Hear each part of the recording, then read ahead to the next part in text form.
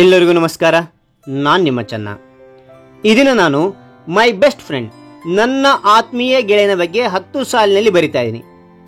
ಇಲ್ಲೇನಂದ್ರೆ ಇಂಗ್ಲಿಷ್ನಿಂದ ಕನ್ನಡ ಕಲಿಲಿಕ್ಕೆ, ಕನ್ನಡದಿಂದ ಇಂಗ್ಲಿಷ್ ಕಲಿಲಿಕ್ಕೆ ಅತ್ಯಂತ ಉಪಯುಕ್ತವಾಗಿರುತ್ತೆ. ಓಕೆನಾ? ಈ ಒಂದು ಪ್ರಯೋಗ ನಿಮಗೆ ಇಷ್ಟವಾಯ್ತಾ? ಹಾಗಾದ್ರೆ ಈ ಒಂದು ವಿಡಿಯೋ ಇಷ್ಟವಾದ್ರೆ ಲೈಕ್ ಮಾಡಿ, ಶೇರ್ ಮಾಡಿ, ಸಬ್ಸ್ಕ್ರೈಬ್ ಆಗೋದು ಮರಿಬೇಡಿ ಅಂತ ಹೇಳ್ತಾ, ಅದೇ ತರನಾಗಿ ಈ ಒಂದು ವಿಡಿಯೋ ಇಷ್ಟವಾದ್ರೆ ಎಸ್ ಅಂತೇಳಿ ಕಮೆಂಟ್ ಮಾಡಿ. ಎಸ್ ಅಂತೇಳಿ ಕಮೆಂಟ್ ಮಾಡಿದ್ರೆ ಇಂತಹ ವಿಡಿಯೋಗಳನ್ನ ನಾನು ತೆಗಿಲಿಕ್ಕೆ ಪ್ರಯತ್ನ ಪಡ್ತೇನೆ. ಸರಿನಾ? ಹಾಗಾದ್ರೆ ಒಂದು ವಿಡಿಯೋ ಬಗ್ಗೆ ನೋಡ್ತಾ ಹೋಗೋಣ ಬನ್ನಿ. ಮೊದಲನೇ point, my best friend is Shiva. My best friend is Shiva. ಇದು ನಾವು ಕನ್ನಡದಲ್ಲಿ ಹೇಗೆ ಬರಬಹುದು ಈ ಒಂದು ವಾಕ್ಯವನ್ನು ಅಂತಂದ್ರೆ, ನನ್ನ ಉತ್ತಮ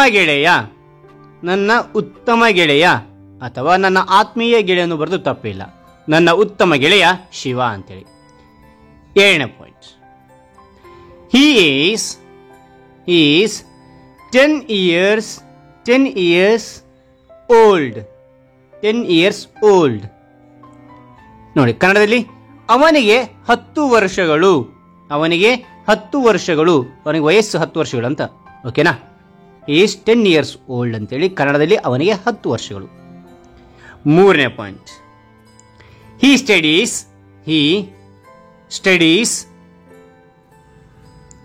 in my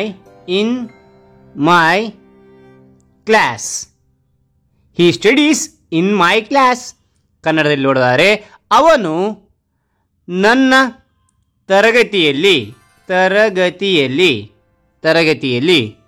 ಓದುತ್ತಾನೆ. ಅವನು ನನ್ನ ತರಗತಿಯಲ್ಲಿ ಓದುತ್ತಾನೆ ಅಂತೇಳಿ ಅರ್ಥ ಆಗುತ್ತೆ ಕನ್ನಡದಲ್ಲಿ. ಓಕೆನಾ?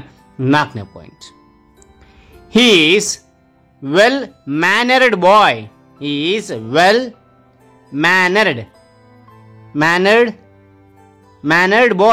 ಓಕೆ ನೋಡಿ, ಮ್ಯಾನರ್ಡ್ ಬಾಯ್. ಇದೈತೆ ನಾವು ಇದರ ಕನ್ನಡದಲ್ಲಿ ಅರ್ಥ ಏನು ಅಂತಂದ್ರೆ, ಅವನು ಉತ್ತಮ ನಡವಳಿಕೆಯ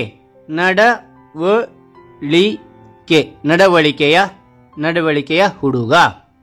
ಅವನು ಉತ್ತಮ ನಡವಳಿಕೆಯ ಹುಡುಗ. ಐದನೇ point, he is very good in studies. he is very good in studies. ಕನ್ನಡದಲ್ಲಿ ಅರ್ಥ ನೋಡಿ, ಅವನು ಓದಿನಲ್ಲಿ ಯಾವಾಗಲೂ ಮುಂದು. ಆರನೇ point, all of my teachers love him very much. all of my teachers love him very much. ಅಂದ್ರೆ ಕನ್ನಡದಲ್ಲಿ ನೋಡಿ, ನನ್ನ ಎಲ್ಲ ಶಿಕ್ಷಕರು ಅವನನ್ನು ತುಂಬಾ ಪ್ರೀತಿಸುತ್ತಾರೆ. ಸರಿನಾ? ನನ್ನ ಎಲ್ಲ ಶಿಕ್ಷಕರು ಅವನನ್ನು ತುಂಬಾ ಪ್ರೀತಿಸುತ್ತಾರೆ ಅಂತೇಳಿ ಅರ್ಥ. 7th ಪಾಯಿಂಟ್ ನೋಡಿ, I play with my friend. Okay, ಇದರಲ್ಲಿ ಕನ್ನಡದಲ್ಲಿ ನಾವು ಹೆಂಗೆ ಬರಿಬೋದು ಹೇಳ್ಬೋದು ಇದಕ್ಕೆ ಅಂತಂದ್ರೆ, ನಾನು ನನ್ನ ಸ್ನೇಹಿತನೊಂದಿಗೆ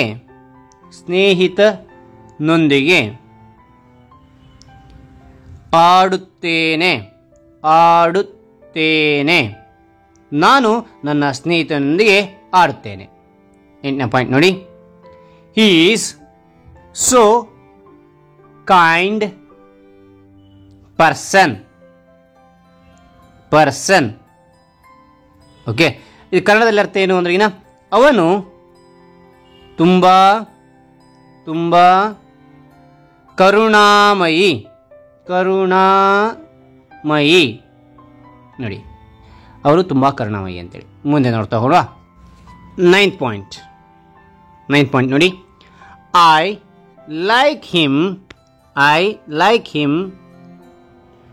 and love him very much. I like him and love him very much. ಕನ್ನಡದಲ್ಲಿ ನೋಡಿ, ನಾನು ಅವನನ್ನು ಇಷ್ಟಪಡುತ್ತೇನೆ ಮತ್ತು ತುಂಬ ಪ್ರೀತಿಸುತ್ತೇನೆ. ನಾನು ಅವನನ್ನು ಇಷ್ಟಪಡುತ್ತೇನೆ ಮತ್ತು ತುಂಬ ಪ್ರೀತಿಸುತ್ತೇನೆ ಅಂತಕ್ಕಂಥದ್ದು. 10ನೇ ಪಾಯಿಂಟ್ ನೋಡಿ, ಥ್ಯಾಂಕ್ ಗಾಡ್ ಫಾರ್ ಗಿವಿಂಗ್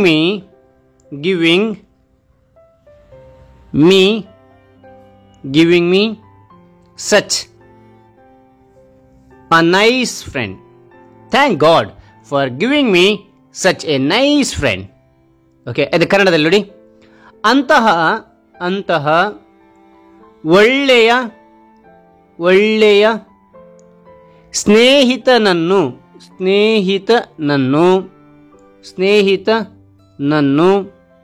ನನಗೆ ನೀಡಿದ ದೇವರಿಗೆ ಧನ್ಯವಾದಗಳು. ನೋಡಿ, ಅಂತಹ ಒಳ್ಳೆಯ ಸ್ನೇಹಿತನನ್ನು ನನಗೆ ನೀಡಿದ ದೇವರಿಗೆ ಧನ್ಯವಾದಗಳು. ಈ ಒಂದು ವಿಡಿಯೋ ಇಷ್ಟವಾದರೆ ಲೈಕ್ ಮಾಡಿ, ಶೇರ್ ಮಾಡಿ, ಸಬ್ಸ್ಕ್ರೈಬ್ ಆಗೋದು ಮರಿಬೇಡಿ ಅಂತ ಹೇಳ್ತಾ ಈ ವಿಡಿಯೋ ಮುಗಿಸಾಯಿನಿ. Thank you for watching. Bye ಮಕ್ಕಳೇ.